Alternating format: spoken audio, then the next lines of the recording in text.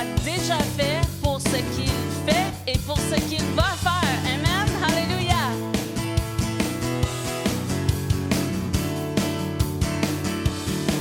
Dans les étoiles, je peux voir ta majesté.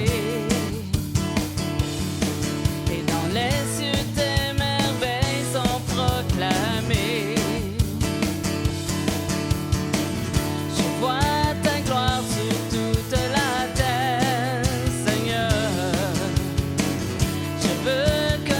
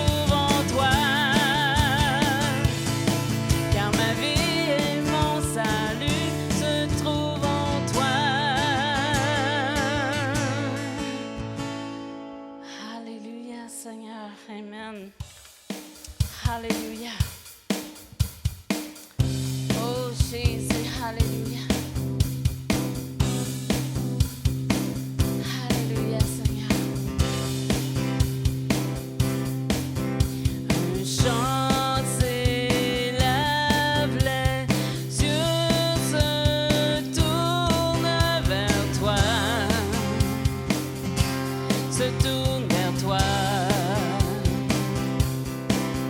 L'espoir renaît, les cœurs soupirent après toi. Oui, après toi.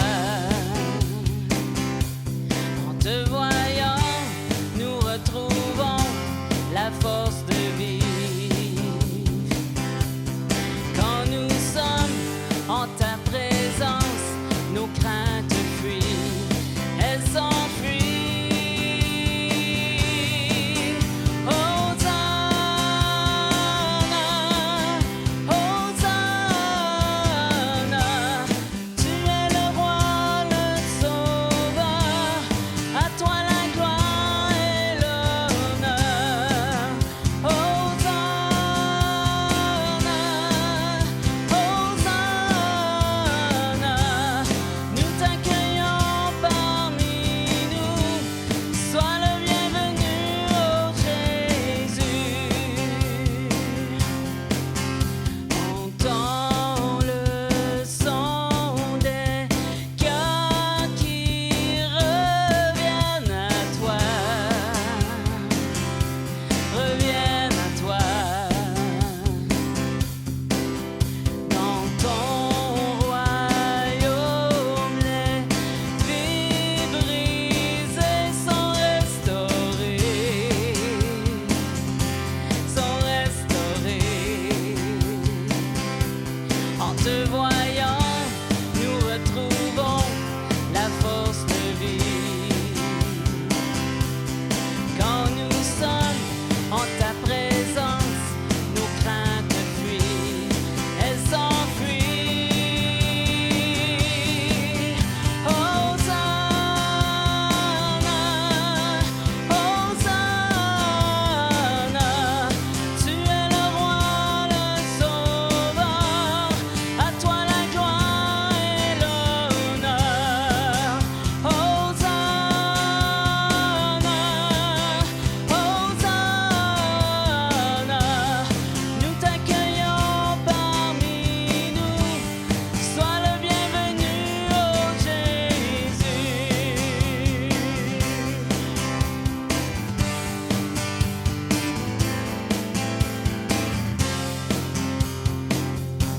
En te voyant, nous retrouvons la force de vivre. Quand nous sommes en ta présence, nos craintes fuient. En te voyant, nous retrouvons la force de vivre. Quand nous sommes en ta présence, nos craintes fuient, elles s'enfuient. Hosanna, Hosanna, tu es le roi, le sauveur, à toi la gloire et l'honneur. Hosanna, Hosanna, nous t'accueillons parmi nous, sois le bienvenu, ô Jésus. Hosanna, Hosanna,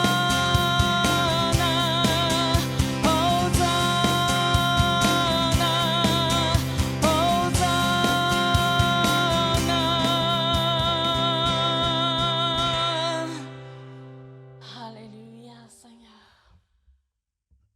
Oh oui, Seigneur Jésus. Alléluia.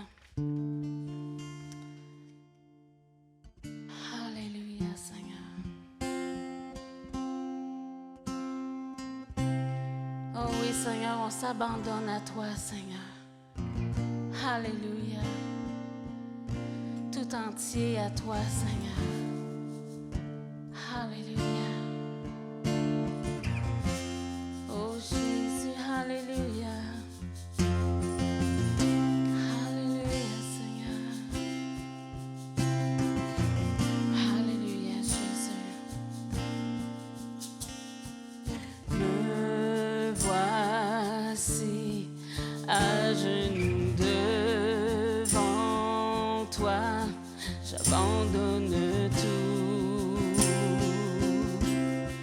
j'abandonne tout. Mon seul désir, alors que tu m'attires, c'est d'être avec toi, être avec toi. Je m'abandonne.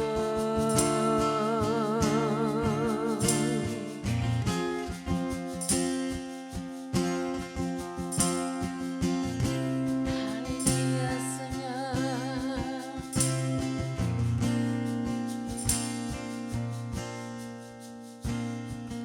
Par ta grâce, viens inonder mon âme. J'abandonne tout. J'ai besoin de toi.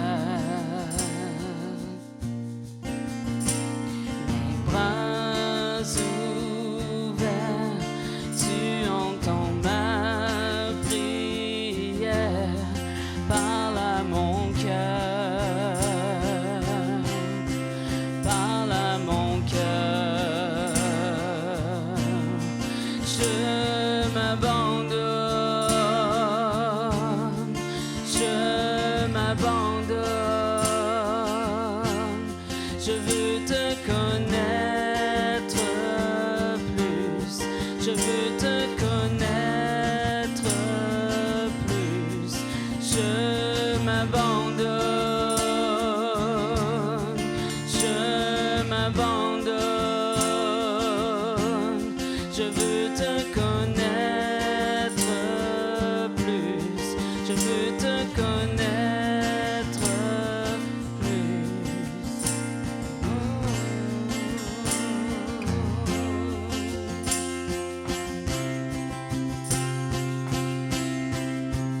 Tel un vent puissant, souffle maintenant.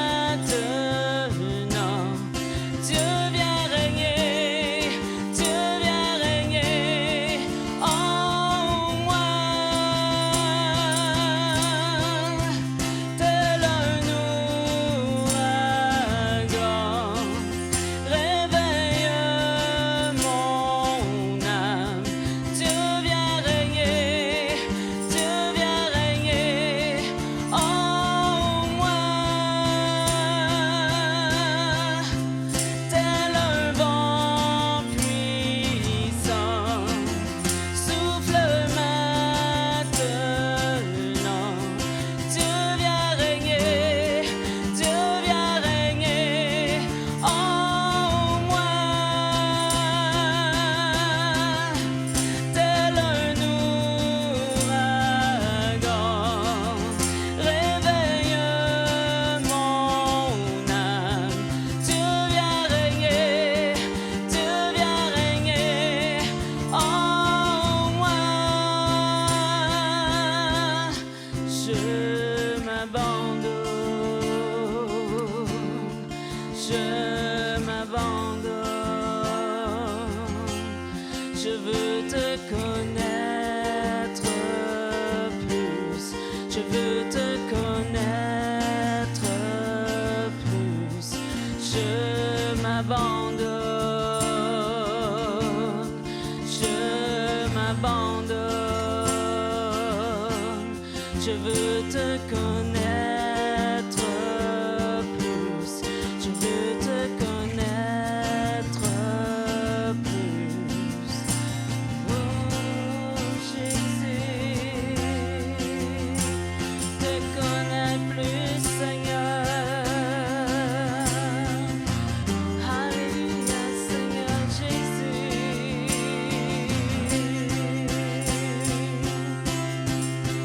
Tel un vent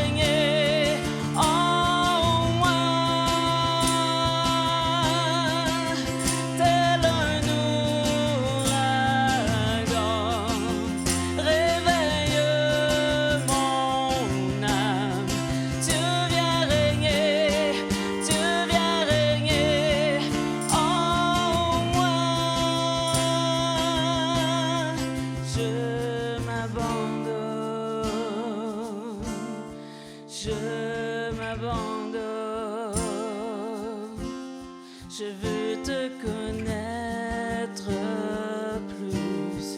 Je veux te connaître plus. Je m'abandonne. Je m'abandonne. Je veux te connaître plus. Je veux te connaître plus. Oh.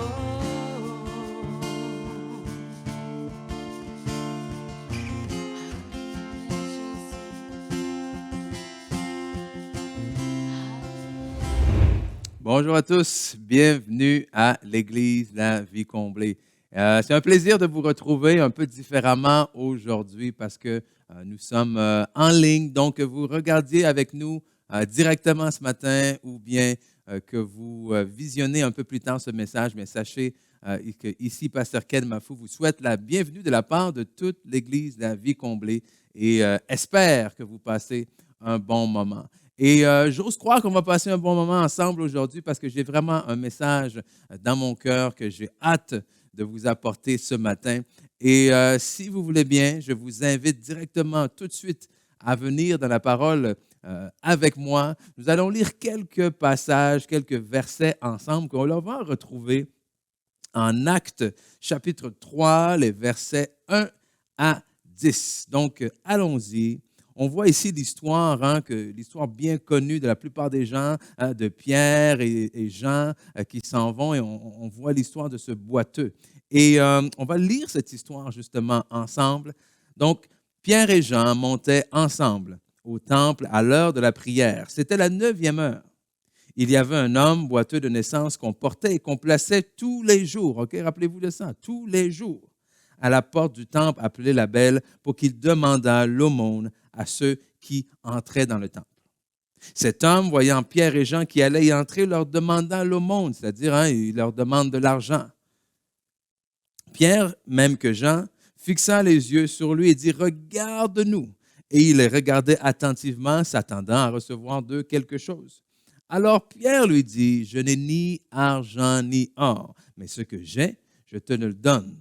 Au nom de Jésus de Nazareth, lève-toi et marche. » Et le prenant par la main droite, il le fit lever et au même instant, aussitôt, tout de suite, tout à coup, ses pieds et ses chevilles devinrent fermes et d'un saut, il fut debout. Wow!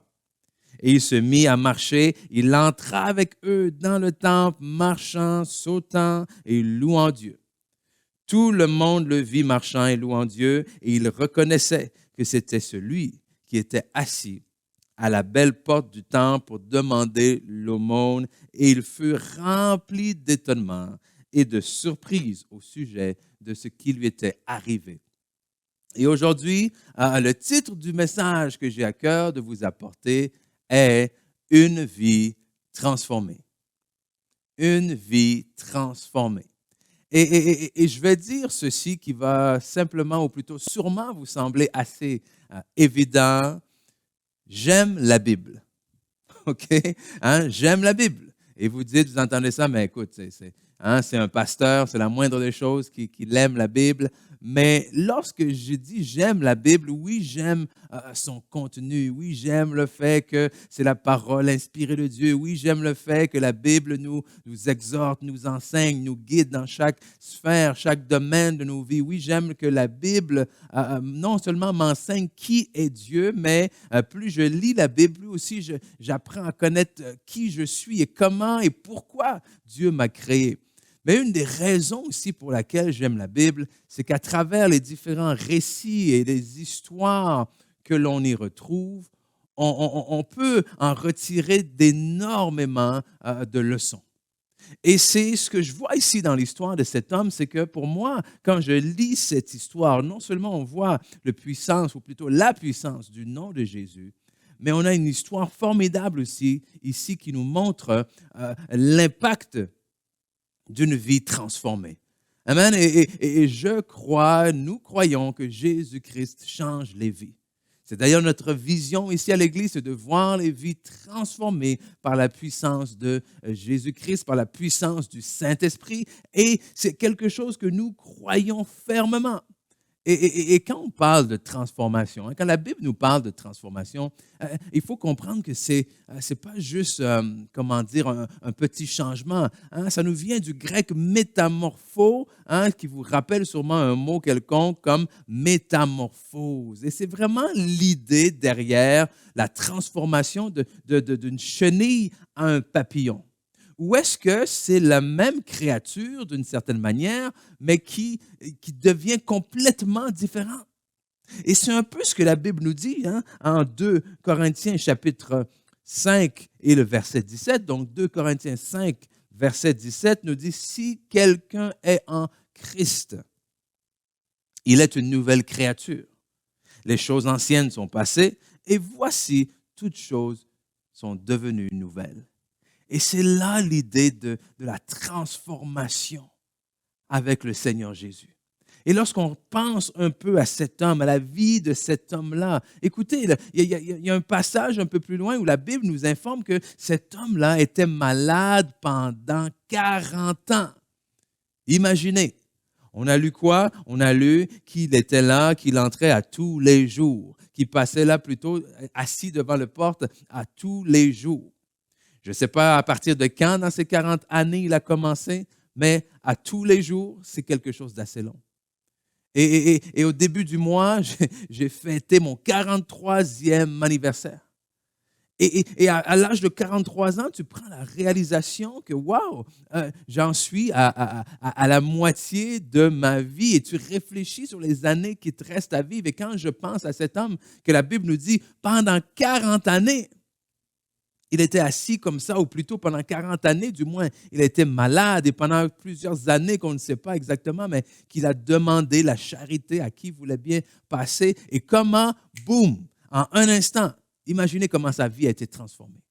En un instant, il n'a pas eu l'argent automatiquement, mais en un instant, il a eu la santé. En un instant, il a retrouvé ses jambes. En un instant, il a reçu ou retrouvé la capacité d'aller travailler. En un instant, il a eu la capacité de pouvoir même entrer dans le temple et louer et chanter et remercier Dieu. Vous imaginez, à tous les jours, il était là avec l'impossibilité, l'incapacité d'entrer. Donc, la première chose qu'il fait, c'est quoi? Wow! Il entre, il danse, il chante, il saute. Et il montre à tout le monde qu'il est guéri. Et ce que j'aime là-dedans, c'est qu'un peu plus loin, dans le même récit, au verset 13, toujours en Actes chapitre 3, ça nous dit que tout le monde a remarqué, tout le monde a réalisé que c'était indéniable pour tout le monde que c'était un miracle qui venait de se passer. Lisons un peu ce passage ensemble, OK? Actes 3, versets 13 à 16.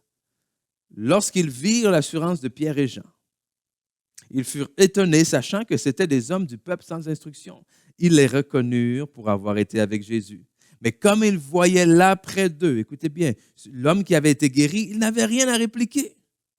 Ils leur ordonnèrent de sortir du Sanhédrin et ils délibérèrent entre eux, disant, « Que ferons-nous à ces hommes? » Car, et c'est la phrase que je veux souligner, « Car il est manifeste pour tous les habitants de Jérusalem que miracle signalé a été accompli par eux. Et nous ne pouvons pas le nier. » Je ne sais pas si vous réalisez, OK? Ce que tout cela signifie. Premièrement, on voit des hommes qui veulent interdire les apôtres de prêcher la parole. Mais ils se disent entre eux et ils reconnaissent entre eux qu'un miracle a été accompli, qu'eux-mêmes ne peuvent pas le nier. Ils ne l'acceptent pas, ils ne l'aiment pas, ils ne le veulent pas, mais ils ne peuvent pas le nier. Et je crois également que lorsque Jésus vient dans nos vies et transforme radicalement nos vies, je crois qu'un peu à la manière de ce miracle, il est manifeste pour tous que notre vie a changé. Pour ceux et celles qui nous connaissent, pour ceux et celles qui nous ont vus grandir, il y a ce genre de transformation, mes amis, que Christ veut faire en nous, qui doit être et qu'il désire que cette transformation-là soit manifeste pour les gens autour de nous. Pourquoi? Parce que c'est à la lumière de cette transformation, c'est lorsque les gens vont réaliser, lorsque les habitants de Jérusalem, tout le monde connaissait cet homme. Tout le monde connaissait, ah oui, c'est celui-là qui, à tous les jours, lorsqu'on va au temple, on le voit. Donc, vous imaginez la stupéfaction, la surprise de tout le monde. Oh non, non, non, il n'est plus le même homme qu'avant. Et c'était indéniable pour tout le monde. Et je crois que c'est le même témoignage que nous sommes appelés à voir dans nos vies, où les gens nous regardent et disent, ce n'est plus le même homme, ce n'est plus la même femme qu'avant. Pourquoi? Parce que Jésus a transformé sa vie. Amen. Mais voici la chose, OK? Je crois que Jésus peut changer les vies. Amen. Mais pour que la transformation soit manifeste ou du moins complète, on va dire ça. Pour que la transformation soit complète, je crois qu'il faut notre participation. Amen. Et j'en parle beaucoup dernièrement. Je parle beaucoup, si vous avez écouté les derniers messages, on parle beaucoup de quoi? On parle beaucoup de cette collaboration entre l'humain et le divin. De cette partie entre ce qui revient à Dieu et ce qui nous revient à nous. La part qui appartient à Dieu et la part qui appartient à nous en tant qu'être humain. Et dans ce processus de transformation, je pense qu'il n'y a pas de différence. C'est-à-dire qu'il y a une transformation en nous que seul Dieu fait, mais il y a une transformation qui a besoin d'être emmenée à perfection ou à maturité, si on pourrait dire, qui va aussi impliquer notre participation. OK? Déjà très simple. Très, très, très simple. On va voir juste deux versets. Juste deux versets qui nous montrent l'implication de l'un comme de l'autre. OK? Donc, du côté divin, si on regarde en 2 Corinthiens chapitre 3, le verset 18. Okay? 2 Corinthiens chapitre 3, verset 18. Je le lis pour vous dans la version parole vivante. OK? Ça nous dit, or, c'est sans le voile, le visage découvert que nous tous, nous contemplons comme dans un miroir la gloire du Seigneur. OK? Ainsi, nous sommes constamment quoi? Nous sommes constamment transformés. D'après son modèle, donc d'après le modèle de Jésus-Christ, pour lui ressembler davantage, de jour en jour et en refléter toujours une image plus fidèle. Ça continue en nous disant, sa gloire devient progressivement la nôtre. Il ne saurait en être autrement. Pourquoi il ne saurait en être autrement? Car celui qui agit en nous, c'est le Seigneur lui-même par son esprit. Donc, ce qu'on vient de lire ici, c'est quoi? Ce qu'on lit ici, c'est qu'il y a une portion de la transformation qui ne dépend pas de nous. Il y a une portion de la transformation de l'être qui dépend de l'esprit et que c'est cet esprit-là, lorsqu'on accepte le Seigneur comme notre Jésus, comme notre Seigneur, comme notre Maître, comme notre Sauveur, on est de nouveau, la parole de Dieu nous dit, on reçoit le Saint-Esprit de Dieu et le Saint-Esprit, l'Esprit de Dieu, se met automatiquement à l'œuvre et commence à nous transformer. Et c'est ce qu'on vient de lire. Ça ne pourrait pas être autrement parce que c'est le Saint-Esprit lui-même qui, tranquillement, de jour en jour, fait une œuvre qui nous amène à être de plus en plus sensibles et semblables à Jésus. OK? Mais de l'autre côté, pendant que le Saint-Esprit fait cette œuvre-là quotidienne, nous aussi, il y a quelque chose qu'on a besoin de faire. Amen. Sinon, c'est quoi? Sinon, on est là, on est couché dans le lit, c'est un peu comme, ça m'arrive pas très, très, très souvent, je vais vous avouer, mais un peu comme quelqu'un qui est couché au salon de bronzage, OK? Vous comprenez maintenant que c'est pas quelque chose que j'ai vécu fréquemment dans ma vie. Et là, tu te laisses bronzer.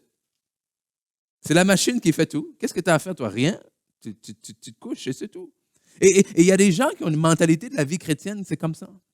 Je me couche et je laisse le Saint-Esprit qui fait tout en moi. Et quand ça ne va pas assez vite, je me dis, mais Saint-Esprit, qu'est-ce qu'il fait? Pourquoi il ne m'a pas changé? Pourquoi est-ce qu'il ne m'a pas transformé? Pourquoi est-ce qu'il n'a pas enlevé telle envie dans ma vie? Pourquoi il ne m'a pas chassé telle pensée? Non, non, non, non, non. Il y a une portion qui nous revient. OK? Et cette portion, écoute, on la voit à plusieurs endroits, mais il y a une partie qu'on découvre ici dans Actes chapitre 26. Okay? Actes 26, les versets 19 et 20. C'est l'apôtre Paul qui parle ici, qui dit, en conséquence, roi Agrippa, je n'ai point résisté à la vision céleste, à ceux de Damas, puis à Jérusalem, dans toute la Judée et chez les païens, j'ai prêché, écoutez bien, j'ai prêché la repentance et la conversion à Dieu avec la pratique d'œuvres dignes de la repentance. Qu'est-ce que Paul dit ici? Il dit, j'ai prêché la repentance. La repentance, c'est quoi? Le mot repentance signifie changer d'idée à propos de quelque chose. OK? Donc, lorsque je me repens, c'est-à-dire je viens devant Dieu, je demande pardon pour mes agissements, pour mes pensées, pour le chemin que j'étais en train d'emprunter, et je décide d'emprunter un autre chemin. OK? Et en faisant cette décision, je me convertis, je me donne au Seigneur. Mais cette repentance, Paul dit quoi? Cette repentance, doit être suivie d'actions, d'œuvres. D'œuvres qui font quoi? D'œuvres qui appuient ma repentance. D'accord? Donc, quand je me repens, qu'est-ce qui se passe? Quand je me repens sincèrement et que je me convertis au Seigneur, qu'est-ce qui se passe? Il se passe que je reçois l'Esprit de Dieu. Le sceau de Dieu en moi. Amen? Et cet esprit-là, qu'est-ce qu'il fait? On l'a lu plus tôt, de jour en jour, il commence à me transformer de plus en plus à l'image de Jésus. Mais Paul dit, oui, mais toi, de ton côté, tu dois agir en fonction de la confession que tu viens de faire. Amen? Donc, c'est vraiment un travail commun. OK? Et mon désir aujourd'hui, j'ai 4 points très, très, très, très simples. Ils sont très simples, OK? Et c'est des choses que probablement vous avez déjà entendues. Mais ce n'est pas nécessairement les choses compliquées qui changent nos vies. Amen? C'est des choses petites, simples, que l'on applique dans nos vies, qui ont le pouvoir de les transformer. Et ces 4 choses simples-là, je vous les apporte sur comment est-ce que nous, on prend notre part de responsabilité dans ce processus de transformation. OK? On l'a lu, l'Esprit, il agit, ça ne pourrait pas en être autrement, et ce n'est pas à moi de dire au Saint-Esprit comment il va agir. OK? Mais quand Paul dit les œuvres dignes de la repentance, ça m'appartient à moi. OK? C'est ma part de responsabilité. Donc, on va voir comment mettre en pratique, appliquer les choses qui nous appartiennent à nous. Donc, j'ai dit 4 points très simples. Le premier, vous allez dire, oh, encore, toujours ça, hein? Obéissez à la parole. OK? Premier point, c'est simple. Obéissez à la parole. Parce qu'une des manières que le Saint-Esprit fait son œuvre de jour en jour, c'est quoi? C'est qu'il nous rappelle ce que la Bible dit. C'est qu'il chuchote à notre oreille, va de ce côté. Si j'étais toi, j'irais pas de ce côté. Appelle telle personne. Rappelle-toi, qu'est-ce que la Bible dit dans tel chapitre, tel verset et tout ça. Et c'est ça que le Saint-Esprit fait. Mais nous, notre rôle, une fois qu'on reçoit ça, c'est d'agir selon ce qu'il nous dit, c'est d'agir selon la parole. Okay? Parce que des fois, je pense que c'est un peu comme la cuisine. Okay? J'ai dit il y a quelque temps que j'ai fait une formation en cuisine. Okay? Une formation en cuisine. Donc, il y a eu une époque, une saison dans ma vie où j'aimais vraiment cuisiner. Okay? J'ai dit j'aimais vraiment parce qu'aujourd'hui, ça va tellement vite avec les enfants, etc. Tu sais, tout ce que tu manges, c'est du spaghetti, du pâté chinois, etc. Okay? Donc, ce n'est pas de la fine gastronomie, on s'entend, là? Mais il y a une époque où j'aimais vraiment cuisiner, où je cherchais des recettes. Et ce que j'aimais le plus que tout, c'était moi, j'aimais inventer des trucs, OK? Ou du moins prendre des bases de recettes et changer complètement la recette. OK, au lieu de mettre ci, je vais mettre ça, tatati, et je la modifiais à mon goût. C'est ce que j'aime faire. J'aime cuisiner sans recette. Amen? Et je pense que c'est une des raisons pour laquelle je n'aime pas la pâtisserie. Parce que la pâtisserie, ça ne fonctionne pas comme ça. La pâtisserie, non seulement tu dois suivre la recette, mais tu dois suivre chaque petit gramme de la recette, chaque petit détail. Sinon, ça ne donne pas ce que c'est supposé donner. Amen. Et j'ai l'impression que la Bible, la parole de Dieu, c'est un peu plus comme de la pâtisserie. Alors que, en tant qu'enfant de Dieu, trop souvent, on aime la base de la recette, mais on préfère la prendre et de dire, ah, non, non, non, je vais changer ça. Amen. Au lieu de mettre la coriandre, moi, je préfère mettre un peu de basilic ou du romarin, tu vois? Ah non, au lieu de mettre de la sauce, du bouillon de poulet, je vais essayer un peu de bouillon de bœuf, voir ce que ça va donner. Et on modifie les recettes comme ça et on se demande après pourquoi ça ne goûte pas ce que Dieu a dit que ça devait goûter. Hello? Et là, on dit, mais oui, mais la Bible, ça ne fonctionne pas. Non, non, non, c'est pas vrai. Parce que trop souvent, on change la recette.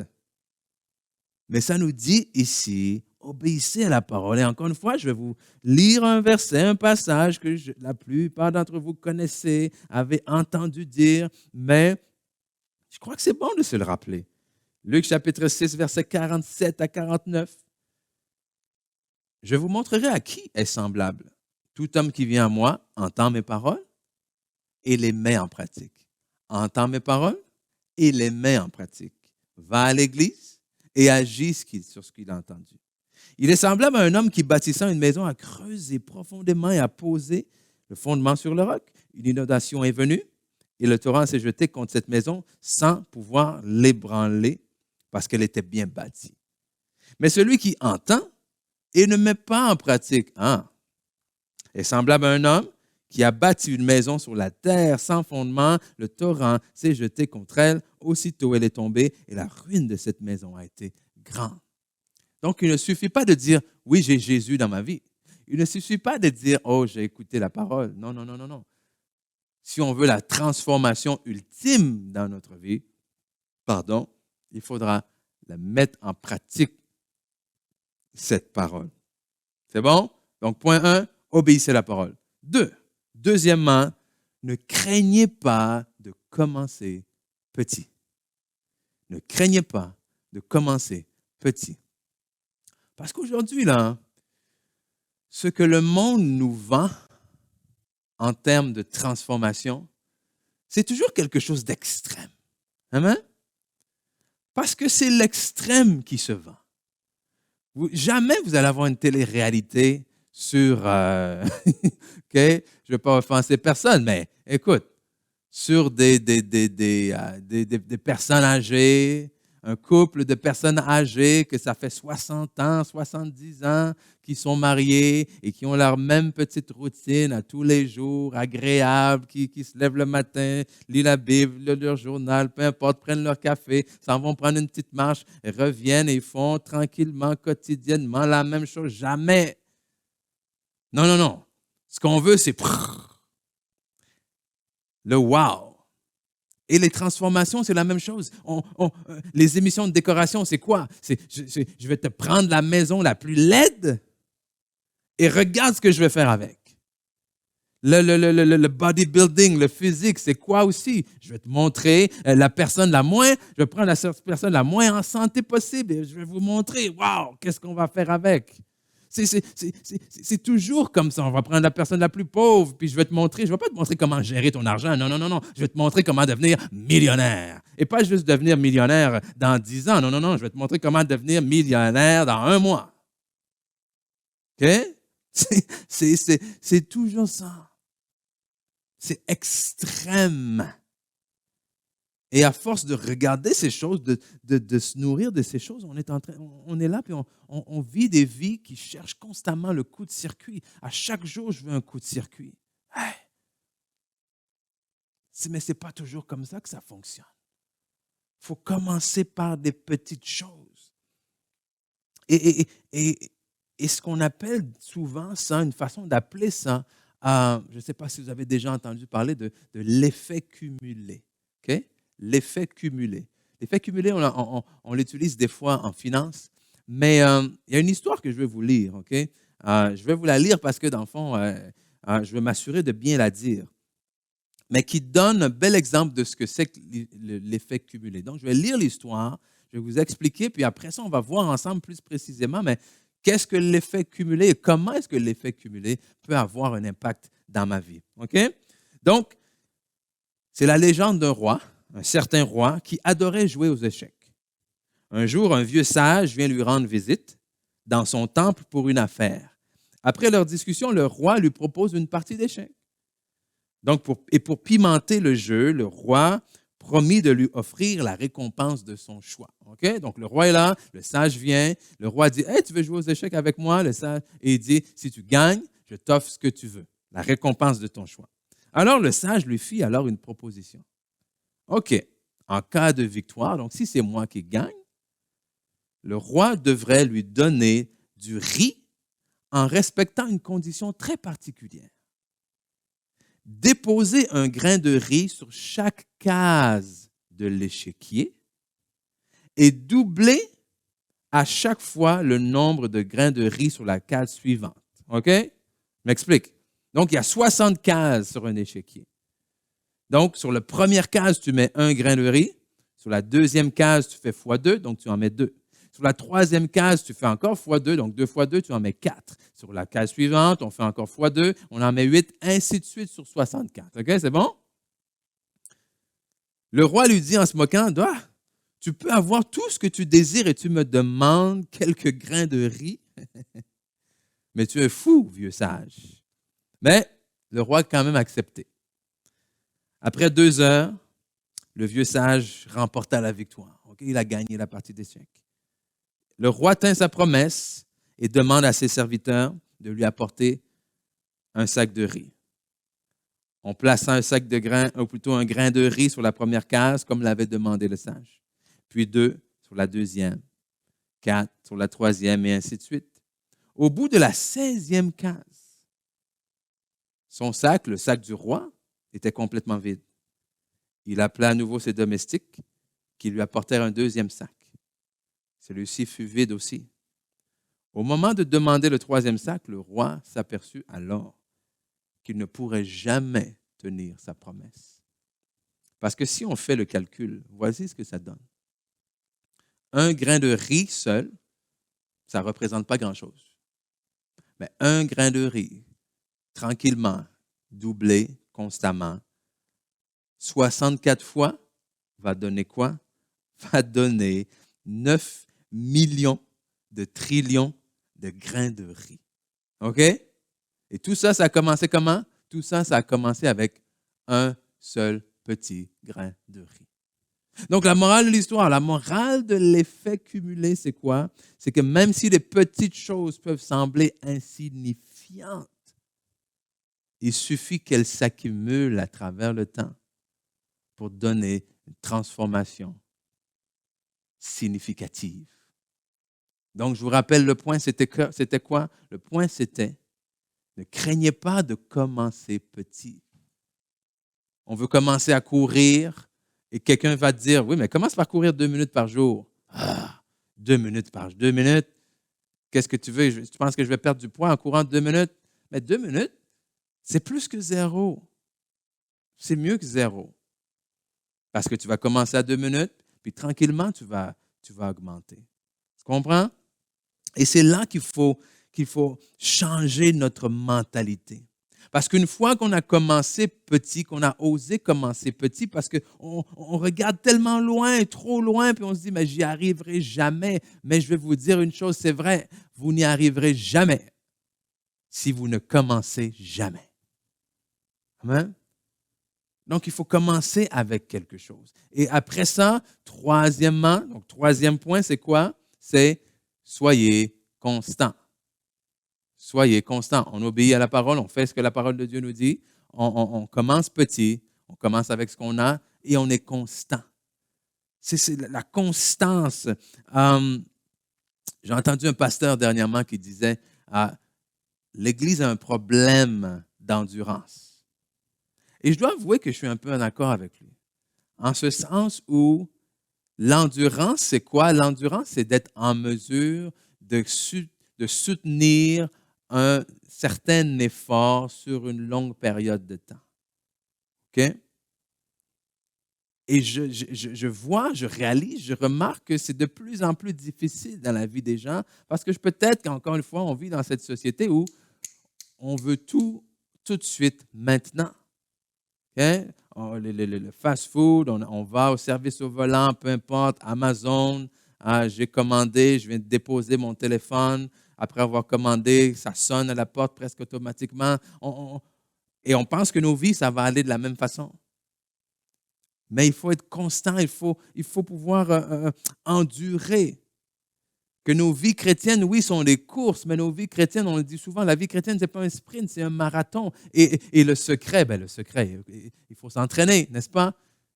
Mais pour un marathon, une des clés va être quoi? Une des clés va être ton rythme. Il faut que tu t'habitues à courir avec un rythme. Et les premiers mètres, peut-être que tu vas courir, ce rythme-là peut paraître très lent. Et tu dis, ouais, mais c'est lent.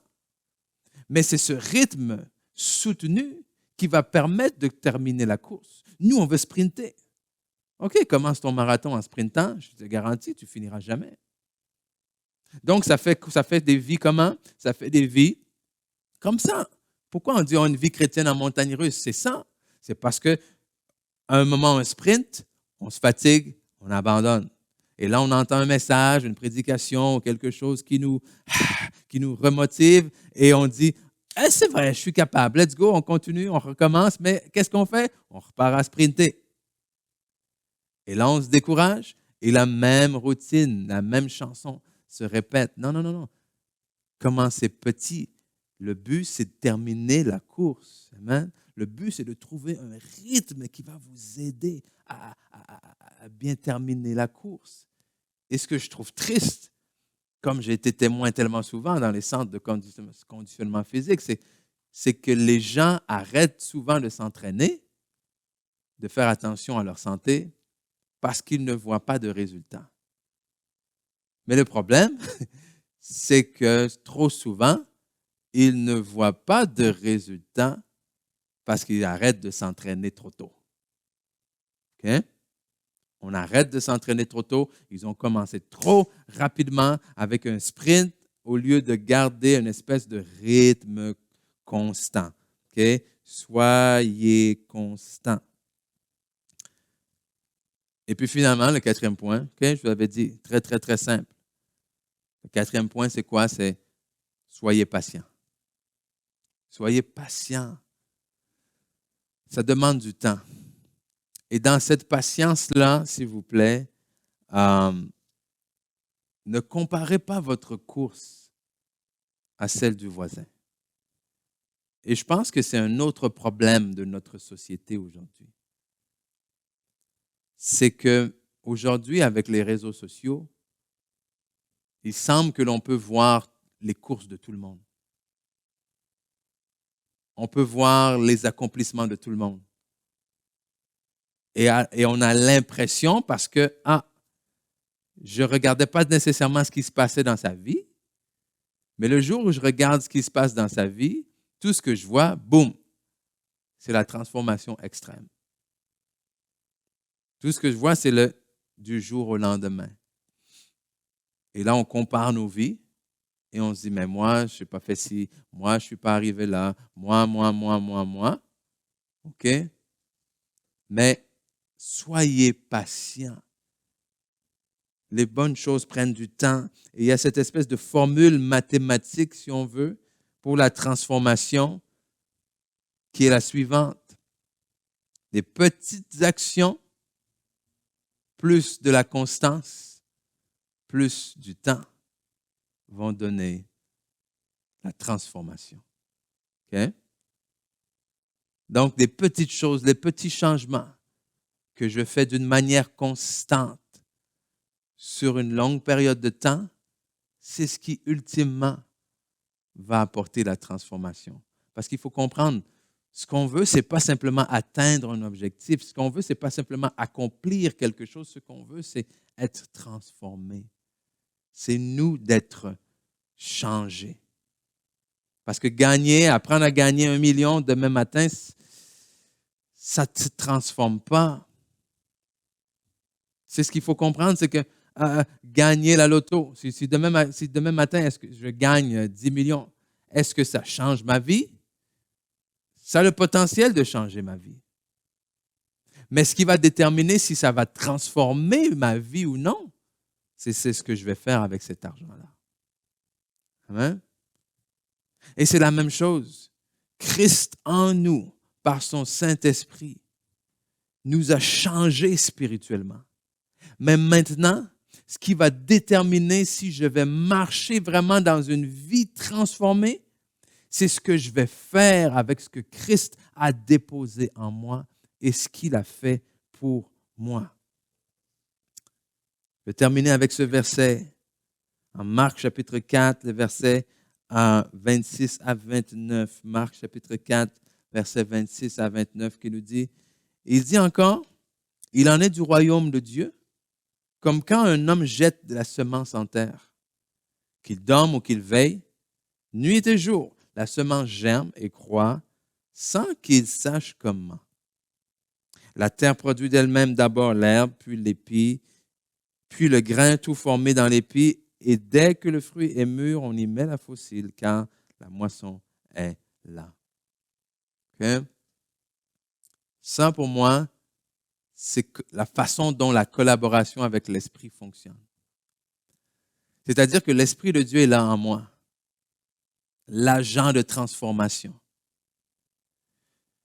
Et quand je sème, c'est-à-dire quand je lui donne des choses avec lesquelles travailler, il est à l'œuvre jour et nuit, sans que je sache exactement comment il travaille en moi, sans que je sache exactement comment il opère dans mes circonstances, sans que je ne sache exactement comment il va régler tel problème. Mais moi, alors que j'obéis, alors que je lui donne ce que j'ai, aussi petit que ce soit, alors que je le fais avec constance, avec fidélité, amen, et que j'endure dans le temps, ce que j'ai apporté à Dieu porte du fruit sans que je ne sache comment. Et c'est là combien de fois cette question revient. Oui, mais Dieu, comment ceci? Oui, mais comment est-ce qu'on va... Non, c'est pas comment. Le comment appartient à Dieu. Amen. Nous, on a besoin d'être fidèles dans ce qu'il nous demande. On a besoin d'être fidèles avec ce qu'il nous demande d'apporter, avec ce qu'il nous demande de faire et de croire que cette semence, aussi petite qu'elle soit, hein, là, on parle de semence ici, c'est assez petit une semence, n'est-ce pas? C'est une graine, c'est un grain. On prend par exemple un pépin de pomme, c'est minuscule, c'est tout petit. Mais quelles possibilités sont cachées à l'intérieur. Amen. Et c'est ce que j'aimerais dire de vous également aujourd'hui. Vous ne savez pas quelles possibilités sont cachées à l'intérieur de vous. Une vie transformée, c'est à ça que nous sommes appelés. Nous sommes appelés à voir notre vie transformée par la puissance du Saint-Esprit, par Jésus-Christ, afin de voir d'autres vies transformées autour de nous. Alors, j'aimerais prier cette prière pour vous aujourd'hui en terminant. Priez vraiment que le Seigneur vous dirige, vous guide dans les choses. Et j'ose croire qu'il y a beaucoup d'entre vous que le Seigneur vous parle déjà. C'est-à-dire qu'il y a déjà des choses qu'il vous demande de faire, des choses auxquelles vous savez que vous devez obéir. Et ma prière, c'est que vous ayez vraiment le courage de pouvoir dire oui, l'audace de pouvoir dire oui. Que le Saint-Esprit vous dirige dans sa parole. La Bible nous dit que mon peuple périt faute de connaissance. Et ma prière, vraiment, c'est que vous puissiez prendre cet engagement de vous ancrer dans la parole de Dieu. Amen.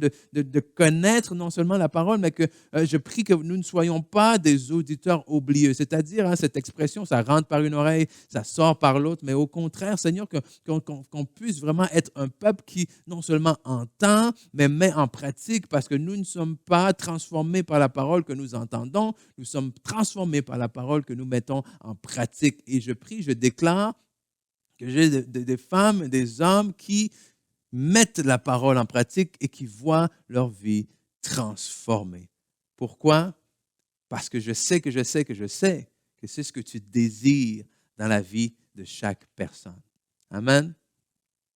Et la première manière d'avoir sa vie transformée, nous l'avons dit, c'est lorsque le Saint-Esprit vient habiter en nous.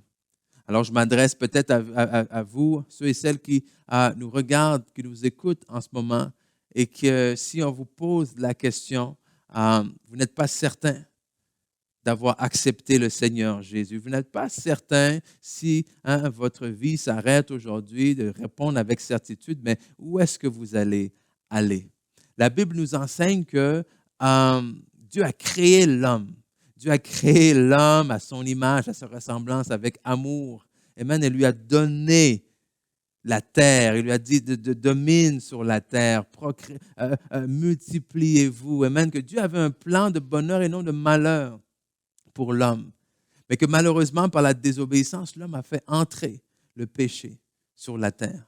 Et par le péché, la mort, et par le péché, surtout, plus que tout, la séparation d'avec Dieu. Et la séparation d'avec Dieu signifie également la séparation non seulement d'avec la vie éternelle, mais la séparation d'avec la vie que le Seigneur vous appelle à vivre ici sur cette terre.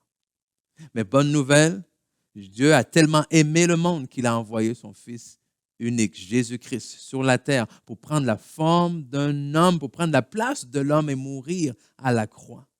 Et aujourd'hui, nous croyons qu'en mettant notre foi, notre confiance en Jésus-Christ, Dieu rétablit cette relation. Dieu nous donne une vie nouvelle. Dieu transforme notre vie. Alors, comment déjà avoir cette vie transformée et pouvoir avoir l'œuvre du Saint-Esprit? C'est quoi? C'est d'accepter le sacrifice de Jésus. C'est de dire, oui, je crois que Jésus-Christ est le Fils de Dieu, qu'il est mort et ressuscité pour mes péchés et que par ma foi en lui, j'ai aujourd'hui accès à cette vie éternelle. Donc, c'est ma prière pour vous, si c'est la première fois et si vous êtes là à la maison que vous dites oui, je veux le faire, oui, je veux le faire pour la première fois, eh bien, c'est simple. On va juste dire, Seigneur Jésus, je te remercie pour ton sacrifice à la croix. Je te remercie pour ton amour. Aujourd'hui, je te demande pardon pour mes péchés et je te demande d'être mon maître, mon Seigneur, et je te reconnais comme mon sauveur. Et je veux vivre pour toi. Et je reçois aujourd'hui la vie éternelle. Amen, amen. Donc, si c'est vous qui avez fait cet engagement pour la première fois, sérieusement, je vous invite vraiment à nous écrire, que ce soit directement là, en ligne, ou bien nous envoyer un courriel sur notre page internet www.lavicomblée.com ou directement sur notre page Facebook aussi. On veut vraiment non seulement vous féliciter, mais vous accompagner dans cette nouvelle vie, dans cette nouvelle aventure aussi, dans cette vie transformée. Amen. Donc, voilà, c'était Pasteur Ken Mafou. Ça m'a fait vraiment un plaisir. Je vous rappelle, notre désir, c'est de voir des vies transformées par la puissance du Saint-Esprit. Et j'ose croire que nous verrons de plus en plus, mais nous avons besoin de faire, de collaborer avec Dieu en ce sens. Donc, je vous souhaite à tous et à toutes une excellente fin de journée et on se revoit très bientôt. Bye bye.